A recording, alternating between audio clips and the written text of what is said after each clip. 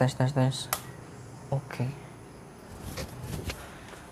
Oke, assalamualaikum warahmatullahi wabarakatuh. Selamat datang di channel Agit Radio. Masih bersama saya Agit. Dan seperti biasa, saya ucapkan terima kasih yang sudah klik video ini. Semoga video ini bermanfaat, oke. Dan jangan lupa untuk subscribe channel ini, karena satu subscribe dari kalian sangat berarti buat saya. Dan subscribe itu gratis, bro.